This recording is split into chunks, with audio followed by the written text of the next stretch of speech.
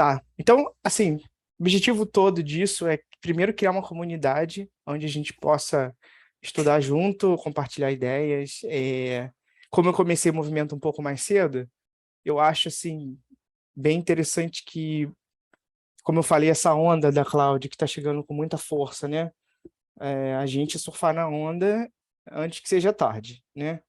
Até conversava isso com o Severo já está estudando, para quem não conhece, trabalhou com a gente na Petrobras, e ele já tinha começado a estudar, então a ideia toda é que a gente agarre essa onda passando, e como o próprio Sandro já se certificou aí, mó barato, e algumas certificações da Google, né? De passar uma ideia do que é o DevOps, os anos que eu fiquei desenvolvendo lá com EDAS no centro de pesquisa, dar uma palhinha para vocês de como foi, o que significa isso, tá? Então, é uma introdução a um conjunto de práticas de DevOps, né? Que é até interessante que para quem já trabalhou com ITIL sabe desse contínuo ciclo de melhora, e nada mais do que isso, né? Você tem uma nova forma de trabalho, onde você tem um ciclo de melhoria contínuas também, e tem esse desenhozinho das pessoas juntinhas, é justamente isso, é quando esses times aí que antes eram separados, eles se juntam para fazer entregas mais rápidas, tá? Então, é basicamente uma ideia de software que ela é absorvida para o pessoal de infraestrutura, tá? Então, você tem esse ciclo de melhoria que é o Build, Test, Release, Operate Code, e você tem pequenos ciclos onde você continua ciclando sobre esse círculo. Tá? Então, agenda rápida, explicar basicamente o que é o DevOps, os desafios da TI moderna, o que são os silos de TI, o que o DevOps resolve, falar um pouquinho das metodologias ágeis, que é super importante, as práticas de DevOps, né? Eu botei uma só, mas como isso é um overviewzão, a gente poderia falar demais, né? E algumas ferramentas, que é justamente o que a gente usa para botar em prática o DevOps, tá? Eu não vou entrar nelas agora, então vamos ler rapidinho a definição de DevOps, tá? É basicamente a junção de dois termos que desenvolvimento e operações, e é uma prática de engenharia de software, perdão, com o intuito de unificar o desenvolvimento de software e operação, que seria o TI, né? A gente chama o IT agora de Ops. E a característica principal desse movimento é você automatizar o máximo possível, até um pouco do princípio do SRE da Google, né? Automatizar o máximo possível e monitorar tudo praticamente, o software e o hardware, e todos os seus deploys de nuvem. Você tem um ciclo de monitoramento, tá? Em todas as fases. Você monitora em todas as fases, de integração ao teste e liberação do gerenciamento da infraestrutura. Então, o DevOps ele pretende fornecer ciclos de desenvolvimento menores, frequência de implantação aumentada, liberações mais seguras e alinhamento mais próximos ao objetivo do negócio. Depois eu vou explicar por quê esses dois claims, né? Então, o DevOps, na realidade, ele não é um conjunto de ferramentas por si só, não é só um conjunto de práticas. Ele é uma cultura, você tem que absorver a cultura. Os times que você gostaria de implantar um DevOps, vocês precisam absorver a cultura. Só o conjunto de ferramenta não faz nada, só o conjunto de práticas também não faz nada. Então, é a união de duas coisas, tá? É esse conjunto de ferramentas, mais esse conjunto de práticas. E ele surgiu justamente da absorção das melhores práticas de software, que o pessoal de software já fazia isso. A gente é que ficou para trás na infraestrutura, tá? E o outro ponto legal do DevOps é que ele visa a perfeita sincronia entre o desenvolvimento e a infraestrutura. E no final, isso é muito bom para o business, tá? Você vai trabalhar do lado do desenvolvedor e fatalmente você vai desenvolver junto com ele, e a mesma coisa, o cara que nunca mexeu em infraestrutura vai fatalmente mexer com infraestrutura como código.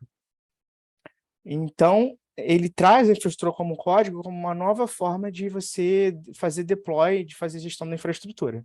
Acabou essa história de GUI, de você ser lá o operadorzão lá, tudo agora vai ser como código, tá? Por exemplo, eu lembro que na Petrobras tinham lá aqueles times gigantescos, né? Separadinhos em silos, e a ideia é que você vai juntar a galera em pequenos squads. Então, imagina que você tem um projeto A e projeto B, e você vai ter lá misturado mesmo, um cara de infraestrutura, um cara de desenvolvimento, o cara de infraestrutura com DevOps Capability, né? A mesma coisa o cara de desenvolvimento. E também as empresas desejam que o cara que trabalha com infraestrutura saiba programar, um mínimo, tá? Deixa eu seguir para a próxima. Então, esse é o grande afirmação aí, né? Que o software hoje se move muito mais rápido. E a gente precisa andar com essa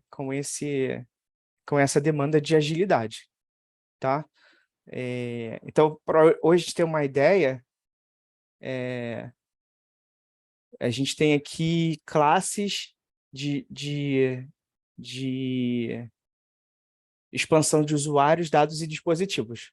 Então, antigamente, quando você tinha lá um mainframe, você tinha aqui uma quantidade de usuários, um certo tipo de experiência de usuário, pouquíssimas ferramentas de administração, um software monolítico, né? Perdão, deixa eu voltar aqui.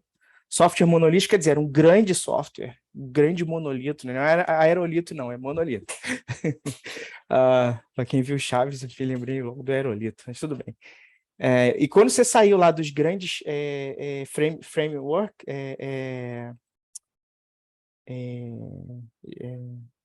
os grandes computadores, né, que ocupavam estádios, você foi para o personal computer, e aí você já passou a ter sistemas com em torno de 100 mil usuários, passou a ter interface gráfica, um dispositivo de usuário, e a coisa foi escalando. Então, eu vou pular logo para a web. O que aconteceu é que hoje a sua aplicação ela recebe, vamos pegar uma aplicação aí de cloud nativa de Netflix, por exemplo, né? Você recebe bilhões de usuários, milhões de usuários. A plataforma de acesso é via browser ou via telefone celular móvel. Você tem milhares de mains de dispositivos de usuários. Você hoje trabalha com muitas ferramentas de DevOps, muitos sistemas de monitoramento, e hoje a gente trabalha com um conceito diferente, que é o microserviço, né? Então, quer dizer, aquele monolito gigantesco, que se demorava horas para compilar, e cada compilação, enfim, leva um dia até você botar uma feature nova no código, você trabalha com componentes distribuídos na nuvem, tá? Que é o que a gente chama de microserviço. Então, houve uma expansão geométrica desses parâmetros. E é uma nova demanda hoje atual de aplicação, tá? De usuários, dados e dispositivos. Então, próximo slide. Então, essa é uma imagem como que a arquitetura precisa evoluir para atender essa demanda, né? Então, antes você tinha máquinas simples com discos locais. No segundo ponto, você tinha máquinas, servidores também com discos remotos, né? Você passa a ter o componente do servidor. E no multi-tier você tem uma centena de servidores remotos, e todo o serviço ele está remoto, distribuído, tá? Então, aí você já fala por exemplo, esse two-tier aqui no meio é muito o que a gente trabalhava na Columbia, não sei se o Felipe lembra, né? Que está tudo do teu lado, o REC está do teu lado, lá na MC também, lá no centro de pesquisas, Eduardo. O dado está do seu lado, o storage está do seu lado, os servidores estão do seu lado, banco de dados.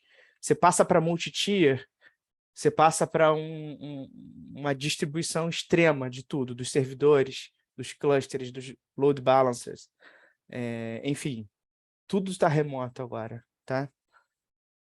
E assim, É possível, isso é possível hoje porque hoje é ridículo a quantidade de banda que você tem, né, disponível, né? É ridículo. Você consegue jogar um jogo via fibra ótica, né? Não precisa nem mais de placa de vídeo. Tem serviços online que você joga e recebe aquele gráfico 3D pela fibra ótica, né? Então é boçal a quantidade de banda que você tem disponível. Então isso viabiliza toda essa coisa remota. Então o que o DevOps resolve? A gente tem múltiplos desafios hoje quando você vai implementar o DevOps nas empresas, né? Que é atrito. Você tem, sem falar de DevOps, você tem atritos entre os times, né? Frequentemente você vê os times brigarem. Eu passei por isso, até na própria MC. Às vezes eu tinha uma demanda para fazer alguma coisa na infra e eu não conseguia atender, e quem estava desenvolvendo ficava com raiva, ficava irritado, não entende que a nossa função era manter a estabilidade dos hosts, né? Você não quer sair aplicando patch, sair atualizando tudo com mudanças. Você quer, na verdade, segurar o desenvolvedor. Fala, calma aí, cara, eu sou avaliado por estabilidade. Eu preciso que tudo esteja 24/7. E, por outro lado, o desenvolvedor ele é avaliado por quantas features ele cria. Então, ele quer mesmo criar uma porção de feature, né? Então, isso é um paradigma, né? Frequentemente, o departamento de TI ele é a causa do gargalo na transição, e é até visto assim como uma forma meio pejorativa, né? Eu também passei por isso. A quantidade de defeitos em software causa indisponibilidade dos serviços, é aquilo que eu falei. Se deixar, ninguém sai na porrada. E a tentativa de culpar os colegas, enfim, é uma coisa que não funciona justamente pelo conceito de silo, né? Então, a proposta do DevOps é resolver essa pancadaria entre os times, os silos. Esses silos também causam delays, né? O DevOps também veio com a cultura do ágil para você justamente... Você tem que imaginar um ágil, que o ágil é você pegar um elefante gordo, fatiar ele em bifes para você comer os bifes, né? Se a pessoa tiver disposição para comer uma carne de elefante. Mas é basicamente pegar um projeto muito grande e você fatiar ele em pedaços menores, de forma que os problemas eles ficam mais gerenciáveis, eles ficam mais fáceis de resolvidos, e você passa a ter avanços incrementais, pequenos avanços incrementais, né? E outra coisa que o DevOps também tenta resolver é o fator humano de deploys, tá? O fator humano de deploys é o quê? É o cara lá que vai entregar um disco SAN, é um cara lá que vai entregar uma máquina virtual, e ele é o operador, e ele pode justamente causar um erro porque ele esqueceu de um detalhe do erro manual do operador. Então, a gente encoraja fortemente o uso de automação, tá? Por infraestrutura como código. Então, esse aqui é até um slide que eu peguei, falando quais são os desafios da TI atual, como eles impactam o business, né? Entre eles são os produtos não conseguem chegar no mercado tempo suficiente. Eles não são baratos o suficiente, não tem resiliência, né? E o cliente, por exemplo, para uma empresa que vende software, ele tem a sua expectativa e elas não são cumpridas. Tá? E isso cai ainda naquele modelo waterfall, não sei se vocês conhecem, eu vou falar um pouquinho do modelo waterfall. Então, conceito da parede de confusão entre o Dev e o Ops, né? Literalmente o cara está aqui com uma parede e taca uma pedra no outro aqui por cima, porque os dois não conseguem se entender nunca, né? Então falta sinergia entre os times, e existe um problema de entrega por parte do time de Ops, porque existe uma demanda de estabilidade por parte dos gestores de TI, que não é o que o desenvolvedor quer. O desenvolvedor ele quer mudança rápida, né? Então, são objetivos complicantes, geralmente são departamentos diferentes, né? E a gente fica aí, eu já passei por isso também, com os nossos chamados pendurados, né? E o vagabundo querendo a nossa cabeça, né? Então, demanda por agilidade dos times de TI, tá? o trabalho pouco colaborativo e o desafio dos silos de pessoas, né? Então, esse desenho é justamente para mostrar como que as coisas ficam segmentadas. Então, nos silos de pessoas, por exemplo, o desenvolvedor ele quer colocar mais código rápido, ele quer colocar em produção mais código rápido. E eu quero que o pessoal de TI saia da minha frente. Um engenheiro de IT, que eles chamam de... É que eu estou falando, o Ops se refere ao network, ao storage, quem trabalha especificamente com as três vertentes, né, e com o servidor. Eu quero estabilidade, eu quero monitorar todas as mudanças e eu não tenho tempo para passar com os desenvolvedores. E os business e os testers têm os próprios objetivos deles, tá? Acho que nem vale a pena entrar nisso. Então, como que o DevOps resolve isso? Pura e simplesmente através de automação, né? É muito importante que seja absorvida a cultura que começa com as pessoas. Então, é preciso ter uma educação das pessoas por parte dos processos, para que aí sim as pessoas passem a usar as ferramentas. As ferramentas, se você vê o último passo da implementação de DevOps, tá? O uso de ferramentas sozinhas, ela não agrega nada. Não existe bala de prata, né? Um tal do Silver Bullet. E a automação, como por exemplo... Só um minutinho. O Sandro teve que sair, não tem problema. Automação como exemplo... Perdão. Automação como exemplo é feita como infraestrutura, como código, tá? E aí você pode falar de várias ferramentas. Vagrant, Ansible, Terraform, e por aí vai. Tem uma série delas. Chef, Puppet, Pulumi. Enfim, a gente poderia falar de cada uma delas em outra ou falar só dessas ferramentas de IAC numa apresentação, tá? Junto com essas ferramentas vem o controle de versão, tá? E estou falando de GitHub, GitLab, Bitbucket. E os deploys vão ser feitos a partir de pipelines agora. Você não vai mais clicar click deploy, entendeu? Toda esse arcabouço ele tem que ser monitorado e a gente vai ter um compartilhamento de tarefas onde as pessoas vão bater. Isso vai ficar exposto, tá? Você vai estar fazendo esse trabalho para times. Então, sei lá, alguém que vai consumir isso, né? Então, a sua infraestrutura vai estar vinculada a um código de algum desenvolvedor e o cara vai bater, né? O objetivo é justamente que as pessoas alinhem seus objetivos.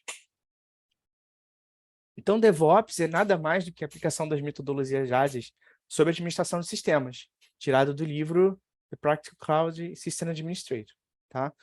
E DevOps é caracterizado também pelo time de operações fazerem uso de muitas das mesmas técnicas que os desenvolvedores já usam há muitos anos, tá? Como, por exemplo, controle de versão e outras coisas. Pipeline de teste, teste de integração, teste unitário, tudo isso é uma prática de desenvolvimento de engenharia de software, tá? A gente nada mais do que pegou e absorveu isso. Então, isso aqui é até você ver como a gente está atrasado, né?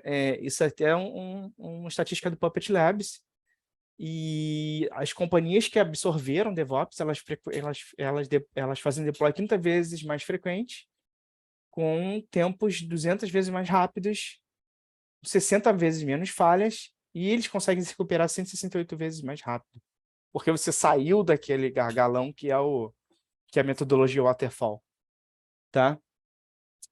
E a administração Lean e Continuous Delivery Practices, ela promove isso. Quer dizer, o DevOps vem abraçando as metodologias ágeis. E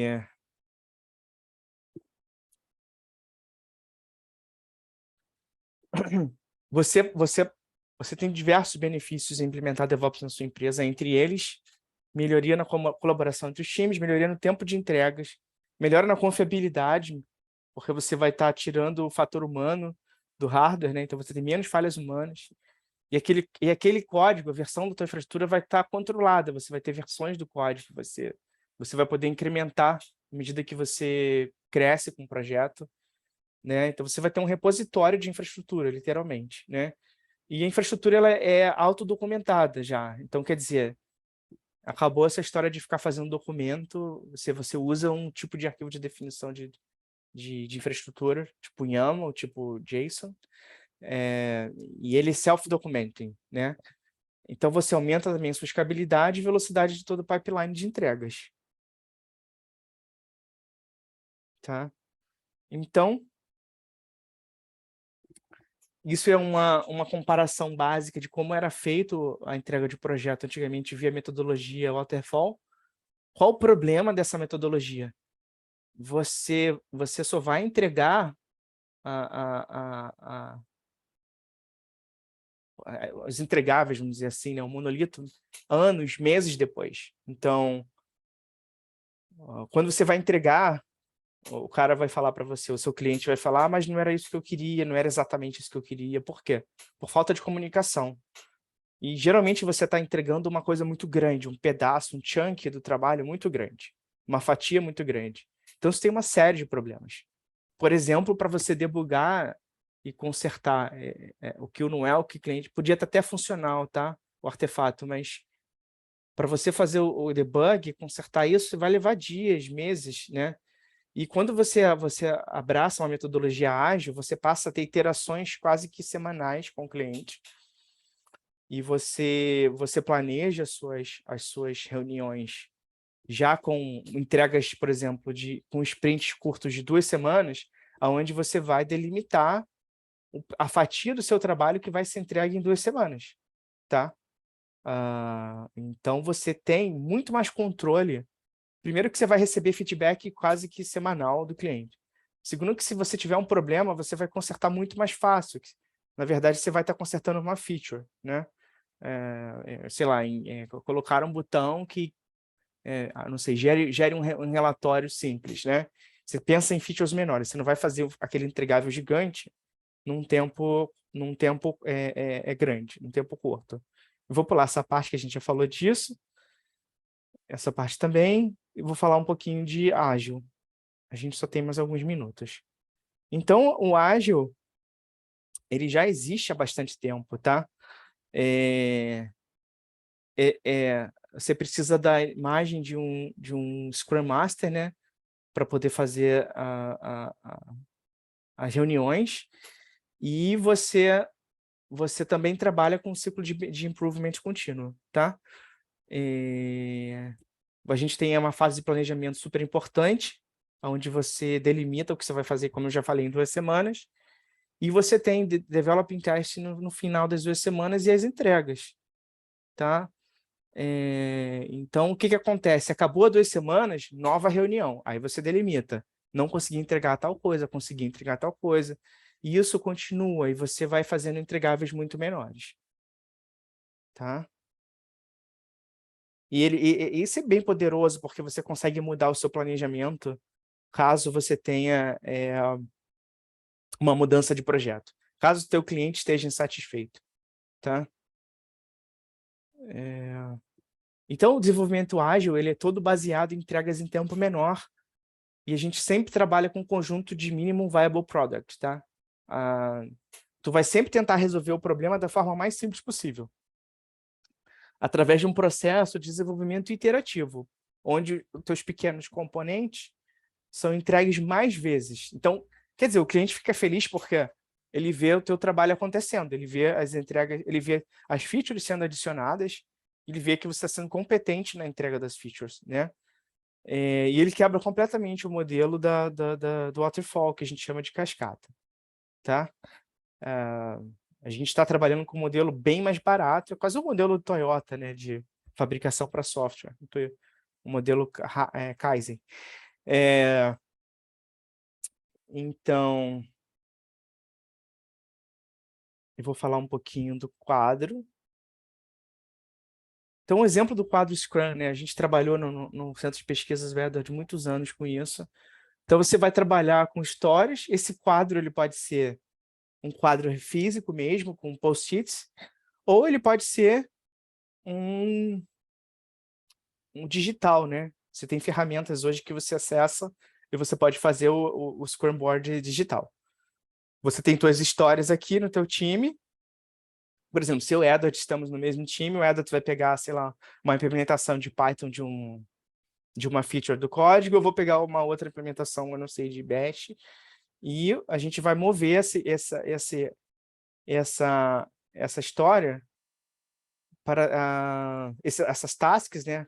Ainda tem esse conceito, você tem uma história que eles chamam de épico, você quebra a história em pequenas tasks. Eles chamam de tarefas doables, né? Que são feitas. Isso são objetivos ou são tarefas alcançáveis. Então, por exemplo, eu e a Edward, a gente pega a tarefa e a gente vai movendo a partir do momento que você começou a tarefa para work in progress. E dado que o work está feito, você deveria ter um done aqui, completed, né? Então você move ele para done. E algum avaliador do time vai avaliar o seu pull request, alguém vai avaliar o trabalho, se está 100%, e você vai pegar outro ticket. Basicamente é isso.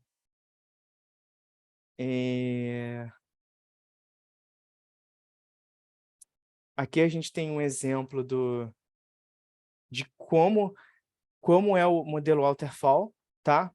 De novo, ele tenta pegar todos os requisitos do projeto lá no iníciozão, nas primeiras reuniões, e ele não vai mudar. Só que na prática ele muda muito aqui no meio, tá? Então esse projeto, essa forma de metodologia de desenvolvimento, ele tem uma série de problemas.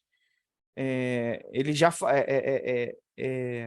é caro, ele não consegue ser adaptável, e quase sempre você entrega o projeto faltando coisa, ou o cliente está insatisfeito porque ele sente que não foi ouvido.